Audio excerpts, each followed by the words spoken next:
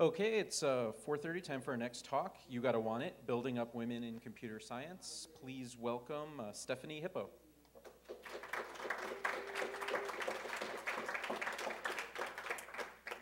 And just before anyone asks, that's my real last name.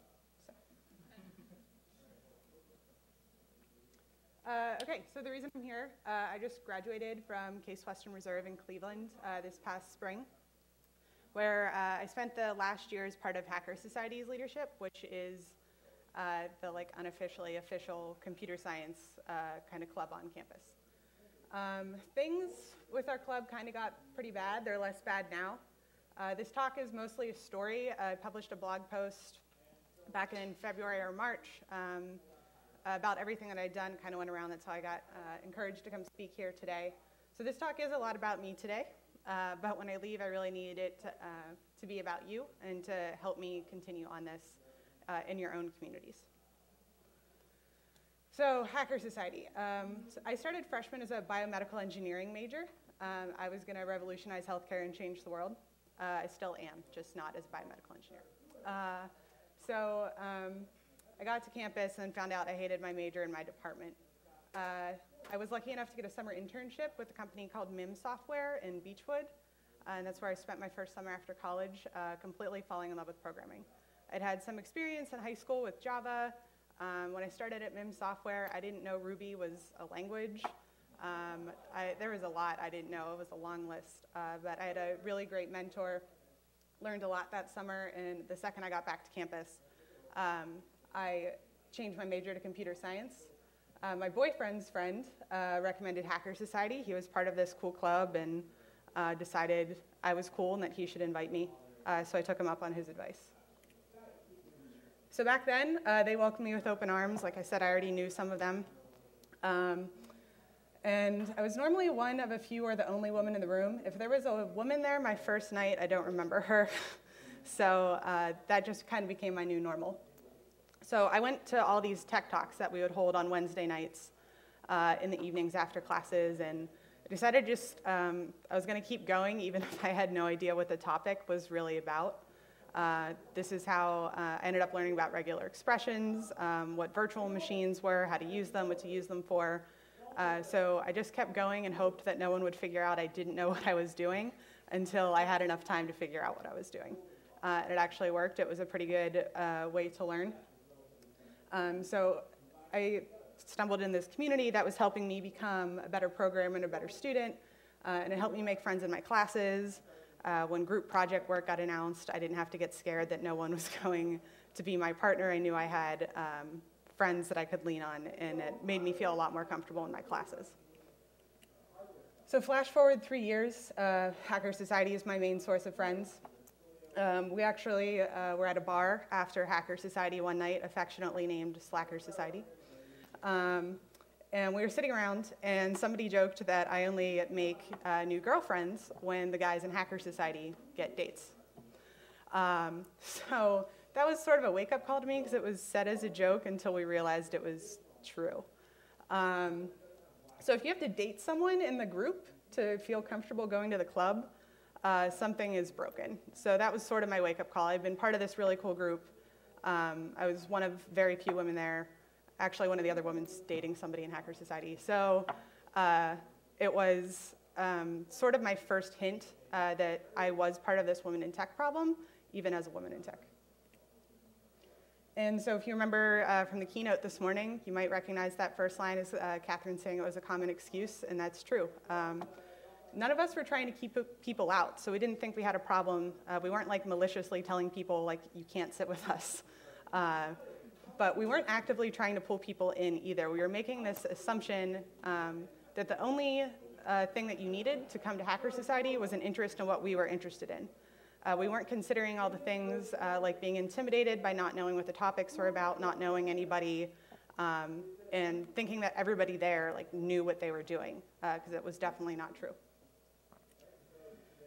So there was a couple reasons why this really mattered. The computer science curriculum makes more sense hands-on. If you go get a degree in computer science and do nothing but sit there and listen for 4 years, you're not really going to learn anything. We all know it's much easier to get a grasp on something once you sort of get your hands dirty and get in there and do it yourselves. So these Hacker Society students were having a huge advantage in classes because they had a community that they could lean on to do all of this work. So the second thing is Hacker Society is a big gateway for opportunities. You'll hear me say this a lot during the talk, but Hacker Society's alumni are some of the most generous and nicest people you'll ever meet. You need a job opportunity, we got you covered. If you want an introduction to somebody, consider it done. Need help fundraising for a conference, they had our backs. So all these people in Hacker Society, which was still excluding a lot of people, those people weren't getting access to these opportunities. And then, being on the outside isn't fun. I left the biomedical engineering department because I felt alone. And, once I had this wake-up call that there are, other women and other students of all kinds in our department that were feeling left on the outside, that was a pretty terrible feeling. And you shouldn't go through college, blindly trying to find people that are interested in the same things. That community, for me, is what helped me stay in the computer science department and the curriculum. It helped me, when I just really couldn't understand something, I had people to go to that I knew were going to explain things to me without making me feel stupid, and that became a big support network. So if we could extend this community to other students, not only were those students going to benefit, but the department as a whole was going to benefit. So these are the excuses that I held for, my sophomore through junior year about why I didn't do anything. I had too much class. I was also trying to do a biology minor. I was, taking a full credit load. Too much work. I was also working 2 part-time jobs. And then I just thought it was all in my head. Like, if this was actually a problem, then of course somebody else had already noticed and was going to be taking care of it, which generally is a horrible attitude to have towards most things. But it was my out at the time for why I didn't have to do anything about this. I was already teaching kids how to program and things like that, so I was probably doing enough. Somebody else should take care of this. So then, summer of 2014, I went on co-op at a company called Explorus, and I went from my 60, 70 hours of schoolwork and homework on top of my part-time jobs to just 40 hours of work a week. So that too much class, I wasn't in any class, and too much work, it was a full-time job. I had nothing to do in evenings. Actually, I had trouble not filling my evenings. I always felt like I was forgetting to study for something, but I actually had a full semester off and nothing to worry about. So I took care of those two myself just by taking some time off school to go work and learn, which I highly recommend. That's another talk. So I started just reaching out. We were already talking about trying to grow Hacker Society a little bit. We'd become kind of a clique group, and we recognized that we needed some younger blood in. So we started reaching out on Facebook to freshmen. Case always puts together like a class of 2019 or whatever the incoming classes on Facebook, so people can start to find roommates, get to know people on your floor, things like that. And upperclassmen would join the group to answer questions. So I joined the group, and I would answer questions that just everyone has about college, like is 10 minutes enough time to make it to my classes? How big is my dorm? Not big at all. Is this professor scary? None of them bite, things like that, to kind of ease the transition to college. And in the meantime, I was taking time to plug Hacker Society, talk about different things that we did, how you could come out and how you could get involved, and really tried to stress that we wanted beginners and that you didn't need to know anything about programming. And then something interesting happened. First, I accidentally became a campus celebrity. Turns out the name Hippo sticks with people. So when freshmen got to campus, I had all of these people that I could sort of identify from their Facebook pictures just coming up talking to me in the halls, which was fun. I was fine. I was glad that they felt comfortable talking to me. But I couldn't turn around without a freshman there for a while, but it was good, mission accomplished, just a little too well. And this was the interesting thing. So I started getting private Facebook messages from freshmen and sophomores, and this is what they said. So I know you guys have open hacks today at 2, but I'm not that experienced of a coder. Can I still check it out and ask you some questions? I really don't have much / any experience in programming, hacking, or what it involves. I'm not exactly sure. I was just wondering what you guys do, and if maybe I could like sit in sometime, like just observe from the back, or repeat. I have like no experience. But this girl had also taken classes, so she had experience. She just wasn't confident enough in it. And is it okay if I've never really programmed before? So that went the all in my head excuse. Women were afraid to come to Hacker Society. And at first, I also naively believed other members of Hacker Society leadership were getting these questions. And we were sitting at an exec meeting, and I'm like, yeah, what do you think about all these people that are afraid to come? And everyone's like, what are you talking about? And I showed them these messages, and that's when I realized they were only comfortable reaching out to another woman in Hacker Society. So it was good that I had done all of this, but it was a real wake-up call, I think, for the rest of the group. So I was out of excuses. I decided I was going into my senior year anyway. So after my co-op was over, I was taking the minimum amount of classes. I was going to throw the rest of my energy behind this for a year. So I love data, and I believe you can't change what you don't measure. So if you're losing weight, we know you would step on a scale, maybe get a Fitbit. They're super trendy. If you're training for a race, you obviously start a time clock, and if you're trying to change your culture, you need to think about what numbers you need to look at. Being a student group on campus, we actually weren't actively collecting data, so I had to turn to university data. And so all this data you're about to see is data that Case Western publishes. So this was our student population, fall of last year. Case Western sits at about 13 to 14% female. It's just below the national average, about 17%. Most case professors would give that a C, so not a great grade. So our department, ESIS, actually stands for Electrical Engineering and Computer Science, but we encapsulate the computer science majors, computer engineering, electrical engineering, and systems engineering. So you can kind of get a feel for the distribution. Computer science is consistently the most popular major in our department.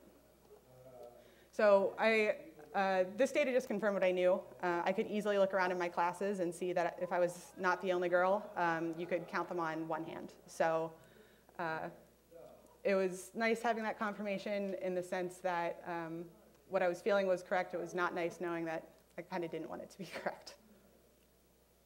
So then I was also started to look at role models. This is the staff breakdown for our department. So this little red line here, this is our database professor, Meryl. We like her a lot. She gave me a B, but I still like her. And then this is the rest of our department. As far as I know, this needle has not moved since last semester, or last year. So this is the little bit of data I was able to go back and look at our own group and look. Every fall, Hacker Society throws a completely student-run conference at Case Western. It's October 3rd this year if you're coming to Cleveland and want something to do. But it's called Link State after the networking. Kind of like a pun on networking. We're really funny. So I had gone back and I'd looked at the past 3 years at Link State to look at our speaker breakdown. And so in 2012, we did invite one woman to speak. In 2013, we forgot to invite a woman. And 2014 is the Link State that I decided to do something about it. So I brought it up at the planning meeting, and funny thing, it wasn't that the guys didn't know any brilliant women in computing. We just weren't thinking to invite them. So I remember the first, one of the first speakers that agreed to come, her name's Sarah Dukowitz. She's an MVP from Microsoft, yes. And when I emailed out that she'd agreed to come, a couple of the guys responded on the email chain like, wow, that's a huge win for us. And I'm like, she's been there every year you've run Link State. You always could have invited her. So Sarah came and gave a talk, and she was amazing. And so that was our first big lesson in just being cognizant about how you're bringing your conference together. So these were the kind of main topics I decided to target. So we needed role models, that was obvious. The welcoming environment, I learned from the Facebook messages, and then amplification. When we were sitting at Slacker Society that night, we tried to name 10 women in our department, and we didn't get there. There were 24 of them, so we probably should have been able to make it. So I wanted to make sure we were amplifying the women that were there so that they could actually find each other. So here's what we did about role models. I got approached by the Division of Engineering Leadership and Professional Practice, who might want to shorten their department name. But they, one of the women that I actually worked in that department, it was one of my part-time jobs at school. And she said, you know, what is CASE doing to support women in computing? And I couldn't come up with anything, which was embarrassing for me because I was part of a club that could do something about it. So she suggested attending the Grace Hopper Conference. If you're not familiar, it's the biggest gathering of women in computing in the country. So last year it was in Arizona. There were 8,000 people. This year they actually had to increase the capacity of the conference by 50% to 12,000. It's going to be in Houston, and they still sold out tickets in record time. So it's kind of a big deal. I picked this up over the summer. The conference was going to be in the fall. I had to fundraise money. I had to convince other women that they needed to go. I had to find the other women in my department because I didn't know who they were. So Facebook, email, tons of opportunities for me to do that, so I got to work. I went to our department head, Dr. Laparo, and I said, you know, we were having a meeting, and I pulled out the numbers that Case Western publishes, and before I even said what they were, he flinched because he knew it was on the piece of paper. And he said, I know, what do you want to do about it? So I said, you know, can we send women to Grace Hopper this year? Do we have the funds to do that? And he said, yeah, how many do you want to send? And I was going to say 5, and he said, how about 8? I'm like, oh, sure, even better. So the department covered our registration and our hotels. We had to raise money for flights because they were non-refundable if somebody decided to drop out. So that's where we started going to the alumni. We went to our alumni association, made a pitch there. They gave us a bit of money. Hacker Society had some money left over from running our hackathon in the spring. And I think in the end I was still short, I want to say $4,000. Or that was the money for the flight. In the end, I was short about $1,500. So we had been posting on social media things that Hacker Society had been doing, and our alumni started looking at us from Hacker Society. And I was still trying to figure out how I was going to come up with this money. I had promised the girls no one was going to pay for this Grace Hopper trip. It was going to be completely funded one way or another. I didn't actually have the money to make that promise, but sometimes you just have to make the promise and then figure it out later. But our alumni were noticing, and so one of our alumni, Toby Waite from Yelp, is in town for the Case Western Career Fair and comes up to us and says, we love what you're doing. We're going to make sure that you fundraise the rest of the money. And just like that, he delivered on that promise, and within 2 weeks had reached out to other alumni and come up with the money, and my jaw just hit the floor. When you're trying to do something like this, there's always going to be a couple people. It's one thing to be apathetic, it's another thing to genuinely be against. And it can get a little disheartening when you have people kind of rooting against you. But having the support of the 10 alumni that donated to come up with this money also just meant a ton to both me and all the girls that were going. So in that way, I was actually glad that's the way the money got raised, just for the extra emphasis that other people were supporting this. So we ended up sending 9 instead of 8 because somebody else just happened to register, and the department said, that's okay, we'll just pay for it anyway, which was nice. So the Grace Hopper attendees came back inspired and ready to lead. And so that's our group there. The woman in the middle, this is Jenny Panhorst. She was actually a Case alum that had been wondering for years why Case never sent any women to the Grace Hopper conference. So when she found out we were finally going, she met up with us, talked to all of us for hours. Anyone that was nervous about job interviews, work-life balance, things like that, she just would stay there until all of our questions were answered. We keep in touch with her. She's been a wonderful resource. So the other thing that we were working on after the Grace Hopper conference and before then were talk adjustments. So we had these weekly night tech talks on Wednesday. that I had mentioned. And after those messages, we knew we had to tone down the talks for the first couple weeks until people felt comfortable coming.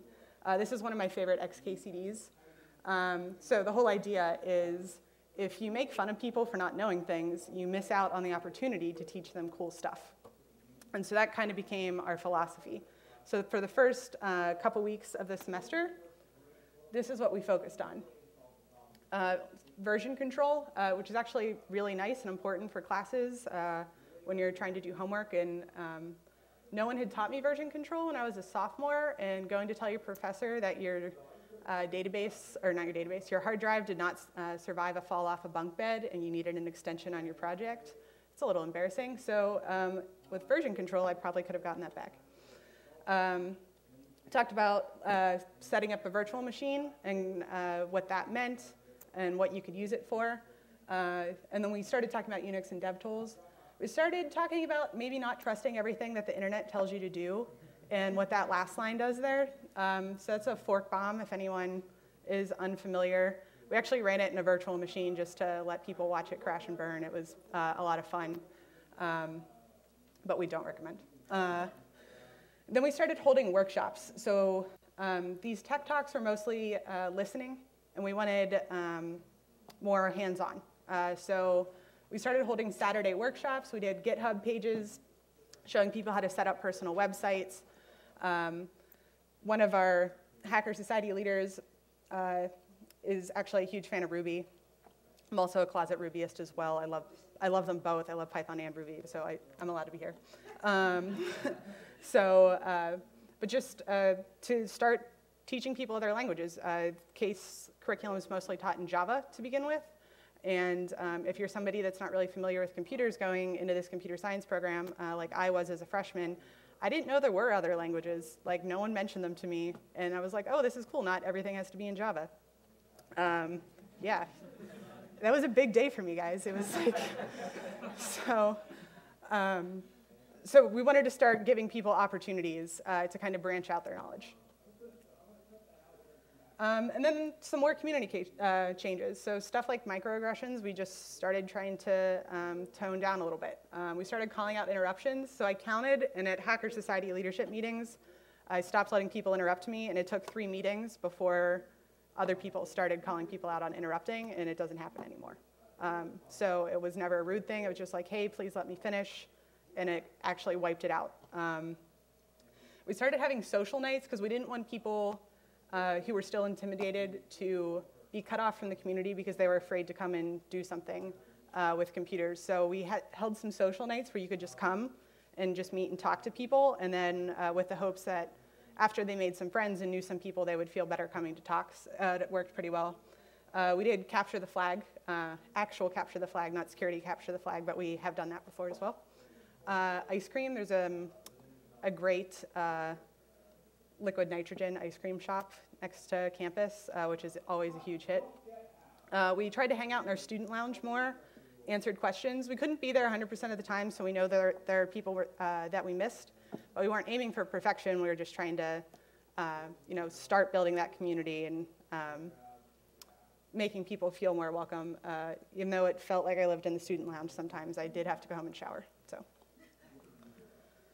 So social media. We encouraged our women to start blogging and speaking up. So that first one, Dear Family, I Hack, is by our current PR director, Catherine Cass. She told her mom she was going to a hackathon, and then her mom panicked a little bit. So, but she went and actually had a really good time, got to learn a lot. So that's her blog post about that. Our second one is from Jessie Adkins. She also came to Grace Hopper with us.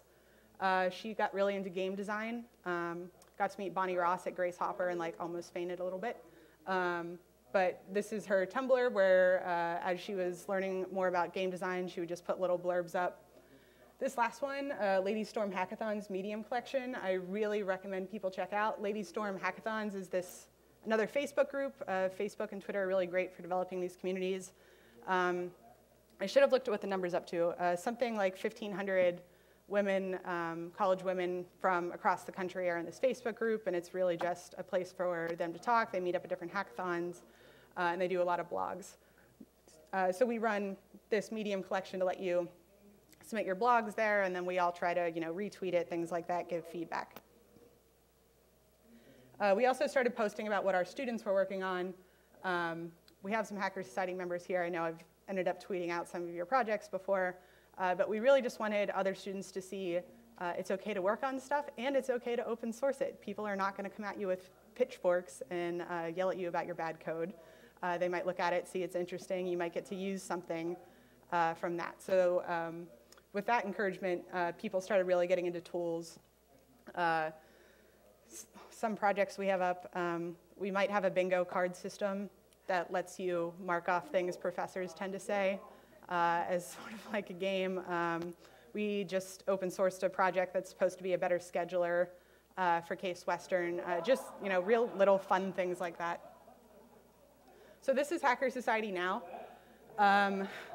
Prior to these efforts, Hacker Society was held in a room that maxed out at, I think, like 30 people. We very rarely had more than like a dozen people on any given Tech Talk night. We had to change rooms to accommodate 80 people one night, which just blew us away. Like we kicked out a TA session so that we could have the room. So they did not have 80 people show up, so it was okay. That's the ice cream social there. We're like making liquid nitrogen ice cream in the hallway. In that picture on the top left, we started taking people to local meetups. The Cleveland Hadoop user group was actually at the Science Center, Great Lakes Science Center, so we organized a car ride down there. We took about 20, 25 people. So we welcome all majors. We have like economics majors that come hang out with us, a couple polymer engineering people. Anyone that wants to code can just come. We have outreach that starts early. We reach out to people before they even get to campus. Open Hacks is what the Saturday workshops are called. You can either come to whatever tutorial is that day, or you can work in the student lounge on a personal project. The only rule is no homework between 2 and 4. You have to work on something that's not homework, and it has to be fun. So we still have our Wednesday night tech talks.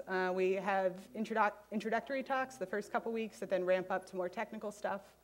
Hack Crew is our spring hackathon.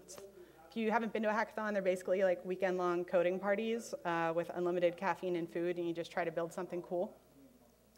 And then Link State, as I mentioned, is our fall conference. These are some of the social events. One of our talks fell through on a Wednesday night, so we printed off a bunch of computer-themed coloring pages. They're holding a cartoon Bill Gates, and we just colored and had juice and cookies as college students. But it was a huge hit. And then on the right, there was a charity Quidditch tournament, so Hacker Society put together a team. We're not that good at Quidditch, but that's fine. Some of the other things that came out of this, so after the success of the Grace Hopper Conference, our department head, Dr. Laparo, came back and said, we got registrations for the Ohio celebration of women in computing. You guys can go. So we got to go with, we took 7 of us, and that's Meryl, our token woman professor. And it was a weekend in a lodge, and we had a great time. So this year, we're trying to continue to grow the Grace Hopper conference attendance. We wanted to send 20, and this was my first step in backing off since I had graduated leadership. It's kind of been hard to kind of let my baby go a little bit, but the next women in leadership have been awesome. I've been able to totally take a deep breath. So we were able to get 15 women registered before GHC sold out in record time, and it's still 6 more than last year. 15 to Texas doesn't have quite the same ring to it, but we're going to take it. And we had 2 women selected as GHC scholars this year, which also helps in paying for the trip. Again, our alumni have been awesome in helping to fundraise this trip, and I hope that's something that continues. I was able to donate for my first time as an alumni, and that's something that was such a positive experience in me that I will pay that forward for as long as I possibly can. So I don't want to make this sound like we fixed everything in a year because we're awesome, because it doesn't work that way. It's a continuous process. Our numbers are higher, but they're still low. Women are definitely still a minority in the department. We got some crude anonymous Tumblr messages sent to one of the women in Hacker Society, a guy asking not so great things about another woman in Hacker Society. I I think we handled it as best we could, but obviously that stuff shouldn't be happening at all. We have some people that have condescending attitudes that would rather tear people down than build people up. That's something we've just started policing a bit more. We're like, hey, you need to either watch the language or go work something else. Go work somewhere else. And our university support's still scattered. We have great professors, a great department head. I'm still kind of waiting for this to take hold at maybe the dean level and above. I think they would have a lot more power to do some things. But admissions has reached out to us and has been incredibly helpful with recruitment. So yeah, still a long road to go. And so while this was a really rewarding year, the work just absolutely drained me. I was so tired because the emails, the messages, the mentoring, organizing the conference, the hackathon, it became another job. So maybe my excuse about not having enough time was, well formed. There were nights where I would be up till like 2 in the morning because I wanted to make sure this girl in data structures had somebody to tutor her in the next afternoon or something like that. So we still need help. Now that Hacker Society sort of has a bigger base, we have a lot more people that are willing to reach out and talk to people and do things like tutor and answer questions. So I think that's part of the scaling, growing pains that we've kind of made it through. So actionable things you can do. Amplify the women that you already know. Make sure that their voices are being heard. I think it's one of those things, once you start paying attention to it, you might realize when they're being interrupted or dismissed, little things like that actually add up to the culture. Be an involved mentor, branch out networks. So you're most likely to have a network of people like you. It can be hard to go to different meetups and things where you might not feel comfortable, but it goes a long way in helping you kind of diversify your network. Sponsor them. Give us money to go to Grace Hopper. Go to conferences, lead workshops. We're always looking for people to teach and for people to share their experiences. So this is just a great example that happened this week. This is my friend Amy. Amy and I have never met in person. We are both members of Lady Storm Hackathons on Facebook and just got together. But Amy was going to go to San Francisco for a week and wanted to tour some companies. Tweeted on Twitter, do I know anyone who works at Docker? Within 5 minutes, she had a tour hooked up with Jesse from Docker. So just a really cool instance of somebody, connecting a total stranger and helping their experience. So dig up your data. Like I said, I don't think anyone at my university was really looking at this data until I put it in front of them. They were recording it, but if you record data and never take any action on it, it's the same as not recording data. Ask meaningful questions and look at your numbers. So a lot of those numbers, especially the link state ones, didn't make me feel good because I had been a part of those. Too bad. You might feel bad about yourself for a while, but the point of data is not to make you feel bad. It's to guide you in what you're going to do next.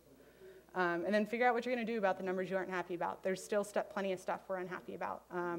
As soon as the enrollment numbers come up for the next fall semester, even as an alumni, I'm going to be looking at them the second they come out. You can stay involved after you leave somewhere.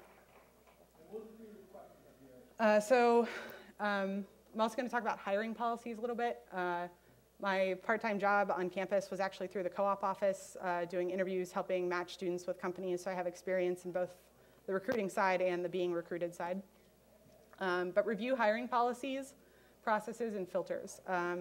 You might be surprised at things that are keeping people out. It can sometimes take the subtlest difference in a resume, between people. You might be missing great candidates only because you're trying to make it easier on yourself, and that's where that gender divide kind of starts. The middle one is the biggest thing we learned. It's not enough to deliberately keep people out. You don't have to be malicious to be bad. If I hit you with my car just because I didn't mean to, doesn't mean I didn't hit you with my car. So you can still do something about it, even if it wasn't deliberate. So by encouraging people to come in, that's where your culture is changing. If your culture is already built up to that's keeping people out even when you're not meaning to, that's when you intentionally have to start making those changes to bring the people in. Another big thing I've noticed is be very specific in exit survey questions to get a better idea of why people are leaving. when I worked in the co-op office, companies that were having bad retention for co-ops coming back really had to start looking at this. If you just ask people why they're leaving, they might, and you leave it open-ended, they might leave it some things unsaid, only because they don't want to bring it up. If you ask specifically, are you leaving because of lack of flexible policies or lack of family care options, and it's just a yes, no, then people are a little more willing to admit that if they know that you're specifically looking at it. No one really wants to hurt your feelings, even in an anonymous survey. So, lessons learned. None of this is unfixable. It is a ton of work. I incredibly underestimated when I took this on. So you just gotta want it. So if you have questions, this is my Twitter. I love tweeting. If you want to follow Hacker Society and see the fun stuff we're doing, Crew ACM, and our Hacker Society website, if you want to see what Hacker Society is all about. That picture on the right is a Python 1.6 book that we found, so I just thought I'd include that for fun. All right, any questions?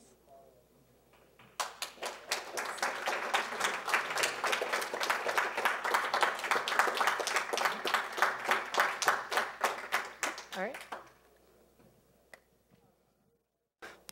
In terms of gathering to go to an event, do you ever like gather on campus to go to an event on campus? I always wonder if that feels ridiculous or if it works. Actually, Case Western's pretty special in that regard, so we used to be 2 campuses.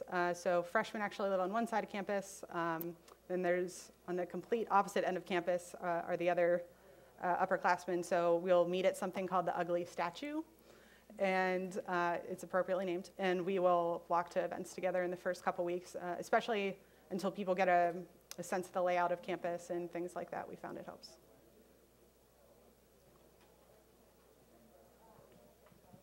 Was there a specific action or something that you had done to that had basically the biggest return on investment to get kind of the boost of women responses that you can think of? Or that you yeah, so like I said, I love data, and I wish I would have had time to track more numbers. So with no data to back this up whatsoever, in the first couple weeks, if I saw a girl show up to a talk, I purposely went and talked to her afterwards. And I tried not to let anyone leave until I talked to them personally, or I had somebody else in Hacker Society leadership talk to them personally. I think once they had that personal connection, that helped them come back. There's a flip side to that, in that you can come off as a little creepy if you're like trying to chase someone down to the door to talk to them before they leave, which happened. So. Could you elaborate a little bit on when you said that, I guess the best way to term was, like how when we look at resumes, people might accidentally disqualify themselves? Yes. So I reviewed resumes for a lot of years, and one of the things that I had read about, but didn't really think happened until I started reviewing resumes for people, women tend to discredit themselves a little bit. If guys have written like 2 lines of Python, they'll put it on their resume. Same thing with those Facebook messages, like that girl that said she had no experience but had taken 2 programming classes. When I review resumes for women now, I purposely ask those questions and try to encourage them to make sure they're accurately representing themselves. But resumes and language, depending on what you're looking for, women will tend to undersell themselves, whereas men tend to do the opposite.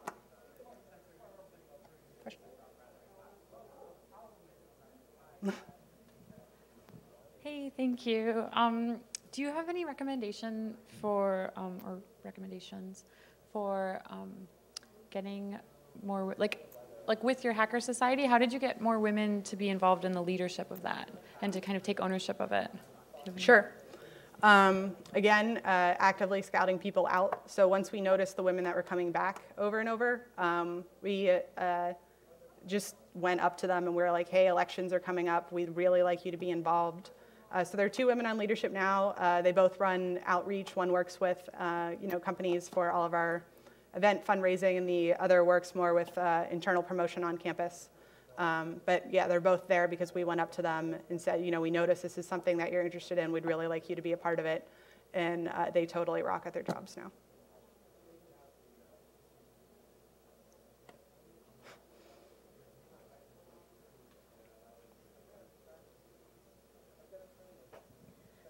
I'm not going to do a very good job of asking my questions, so I apologize in advance.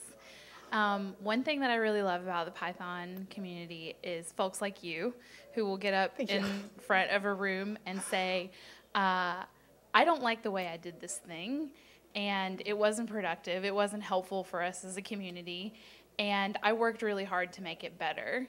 And something I really like about you as a leader, and I loved about your talk, was just how open you were about saying, like, I don't like this thing about myself. I don't like this past behavior. Like, I noticed I was a part of an in-group, and when I realized, like, that's the reason I quit biomedical, like, that made me feel terrible. But I do think that there's this, like, almost, like, natural human, like, tendency sometimes to protect ourselves when we realize we've been doing something really crappy. Like, we feel really bad, and we don't end up doing anything actionable about it. So what do you do to beat yourself up in a productive way? Because you're really good at that. Thank you. I'm going to put that on my resume. Thanks. So actually, I didn't say anything about this until I'd already been doing it for almost a year. I was interviewing for post-grad jobs, and one of my interviewers gave me a question that sort of made me snap, and if he ever watches this talk, I'm sort of sorry for how I responded to you.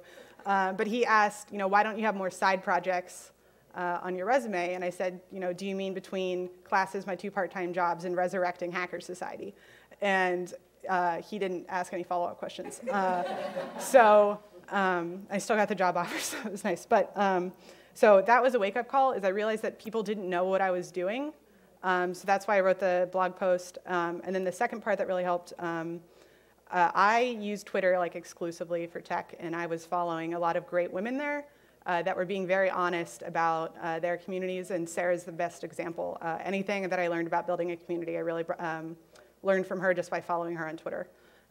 So I purposely kind of cocooned myself with other women that are tackling this, and then I think the more that I saw that they were unashamed to admit when things had gone wrong and things like that, I felt more comfortable doing the same thing. So I guess learning to beat yourself up productively is a learned skill from other women. Thanks. Hi, yeah, so I don't really have a question, I just wanted to say something. So I'm a fellow CASE alumni. Oh, I graduated back in 2011. Unfortunately, I was never really involved with the Hacker Society when I was there, but I was on the email list and I've kind of followed it since then. And I just want to say, since you started sending out those weekly agendas, I was like, wow, this person's a boss. They're turning things around up there. So Thank you. Yeah, that I was just want not to in the say, congrats on leaving it better than you found it, and wonderful talk. Well, thank you. What he's mentioning is, when I became the PR chair, I hate email. So we used to send once-off emails for like every event, and it got really annoying. So I started consolidating them into a weekly email and sending them out, and people started coming to events because they were starting to read our email. So that was less a women in tech thing and more I hate email thing, but it worked. Hi, so I actually really love the narrative that you're talking about, this really kind of early indoctrination of what computer science is in the actual environment of 18 to 22. 'Cause I actually learned programming in undergrad, became very scared of it, ran away for a few years, then came back to it. We're glad you came back. Oh yeah, we came back. So I mean, there's been a lot of stories around this, like NPR, like why women stopped coding. So you've done some amazing work here. Do you have any plans to bring this experience to other universities above and beyond just sharing your story? So I've still been in the Cleveland area, so I just graduated in the spring. I'm moving to Seattle next month. So I'd love to get involved in things out there. But I'd love to. I mean, groups like that Lady Storm Hackathon that's been national has really given me an opportunity to look for events and stuff like that where I could jump in, and I'd love to. Obviously, CASE is close to my heart, and I will continue to be annoying to the administration until it's at the level that I'd like it to be. So. Do you know of any women in coding groups in the Cleveland, Akron area? There are Girls Who Code. There's a group there. If you, yeah. Are you in Girls Who Code? She's women in tech. Akron Women in Tech. Awesome. Okay, find her after. And then Meetup If you go to meetup.com, you can find some good groups. As far as for younger women, and it's through the same, We Can Code It, I want to say. I'm blanking right now, but they hold a lot of parent-daughter hack events. So for Mother's Day and Father's Day, they did like father-daughter and mother-daughter hack days on the Lean Dog boat. If you don't know who Lean Dog is, they're a startup in Cleveland, and their office is literally on a boat. So you can go down and sit on the lake and program for a while. It's pretty cool.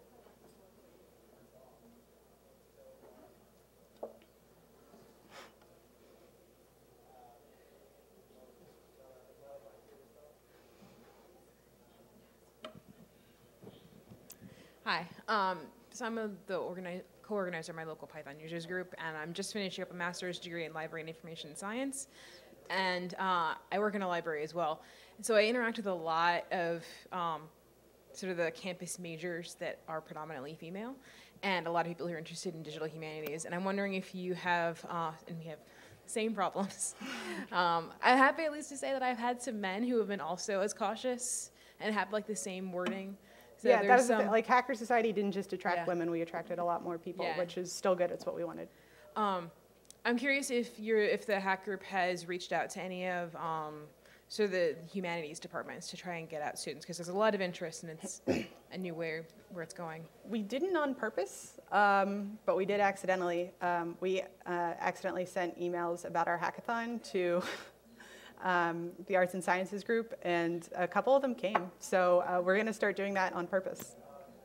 But no, that's great. I took a medical anthropology course this past year because of my interest in medicine, and the one thing the professor wanted to see was actually more of her anthropology students getting used to even just basic programming because of all the data that they collect. It's a very useful skill to have, and I think that's the thing you're seeing is these kind of programming skills are great in just about any industry that you're in. So I'm hoping we see more of that in the future.